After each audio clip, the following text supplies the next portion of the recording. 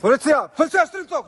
8 personat arrestuar të premten nga antitrafiqet e Tiranës për një periudhë të gjatë ishin të përfshirë në trafikun e armeve të zjarrit, kryesisht e pistoletave. Roli i tyre në këtë skemë kriminale u zbulua nga mesazhe të dërguara nga disa prej të arrestuarve në muajin dhjetor, të cilët u goditen nga një operacion i përbashkët mes Shqipërisë dhe Kosovës. Ato kohë lëshuan 14 urdhra arresti, nga të cilat 8 ishin shtetas nga Kosova dhe 6 nga Shqipëria. Nga zbërthimi një prej celularëve që sekuestroi Policia e Tiranës, u zbulua një mesazh që tregonte për përfshirjen e personave të tjerë nga vendi ynë në trafik. Pas hetimeve 5 mujore, antitrafiqet arritën në dokumentimin e provave që tregojnë se 8 personat e arrestuar së fundmi ishin të lidhur me trafikun e pistoletave dhe municioneve luftarake.